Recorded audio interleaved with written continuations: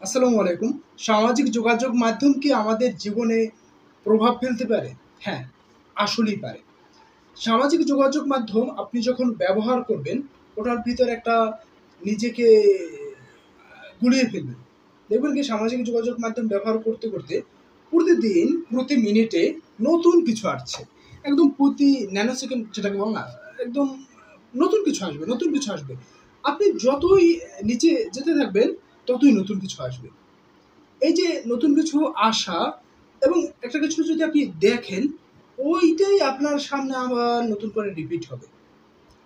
আপনি সামাজিক যোগাযোগ মাধ্যমে যে ভিডিও বা যে পোস্টে বেশি সময় দিবেন, ওই পোস্ট, ওই ভিডিও আপনার সাথে পুনরায় আবার নতুন করে আসবে।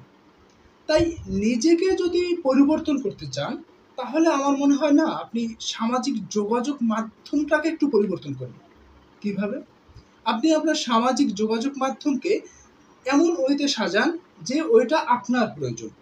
ফর এক্সাম্পল আপনি আমার ভিডিও দেখছেন, আমি একটা রিপোর্টে দেখলাম যে হচ্ছে আমার ভিডিও যারা দেখে, মানে ওই যে অ্যানালাইসিস করা যায় না ওখানে, তাদের বয়স হচ্ছে আপনার 18 থেকে 25, এই অংশটা বেশি থাকে এবং সিনিয়ররাও অনেকে দেখেন।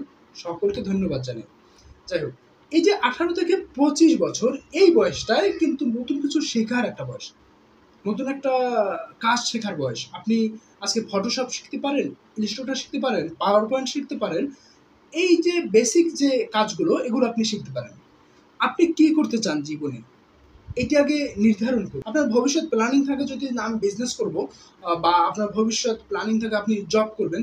দেখুন, প্রতিটা সেক্টরে আপনার পাওয়ার পয়েন্ট বলেন, তারপর হচ্ছে ওয়ার্ড বলেন, তারপর হচ্ছে আপনার এক্সেল, এই যে কাজগুলো, অর্থাৎ এই কাজগুলো কিন্তু আপনার প্রয়োজন হয়। দেখুন, আপনি যদি বিজনেসের কথা চিন্তা করেন, তাহলে আপনার যদি শুরু থেকে বিজনেসটা করতে হয়, বিজনেসে তো অবশ্যই এক্সেল প্রয়োজন হয়, তারপর হচ্ছে আপনার ওয়ার্ড প্রয়োজন হয়, ফটোশপ প্রয়োজন হয়, ইলাস্ট্রেটর প্রয়োজন হয়। কোনটা প্রয়োজন হয় না? আবার প্রেজেন্টেশন প্রয়োজন হয়। সব কিছু ওভারঅল প্রয়োজন হয়। তাই এখন থেকে এই বয়সটায় 18 থেকে 25 বছর যদি হয়ে থাকেন আপনি, তাহলে এই বয়সটায় নতুন কিছু একটা শেখার চেষ্টা করুন। হ্যাঁ, হয়তোবা বলতে পারেন আমার বয়সটা এখন 25, আমি এখনো কিছু শিখি নাই, বা আমার বয়স 18, কালকে শিখবো না। না, কালকে না, বা আপনি আগেও শিখেন নাই, এখনই শুরু করুন। আজ থেকেই। এই ভিডিও যখন দেখছেন না, এই ভিডিওটা দেখে যদি আমাকে কিছু জানাতে ইচ্ছে করে, আপনি লিখুন, টাইপ করে লিখুন। লিখেই আপনি এই ফেসবুকে যদি এই ভিডিওটা দেখেন, সরাসরি ফেসবুক থেকে বের হয়ে যান। আপনি যদি ইউটিউবে দেখেন, ইউটিউব থেকেও বের হয়ে যান। তারপর খাতা এবং কলম নিয়ে বসুন। এবার লিখুন আপনি কোনটা শিখতে চান, ঝটপট লিখে ফেলুন। ঝটপট লিখার পরে তারপরে আপনি ওইটা সন্ধান করুন, ওইটা সার্চ করুন। ওইটা সার্চ করে আপনি জানুন ওইটা আপনি কিভাবে শিখবেন।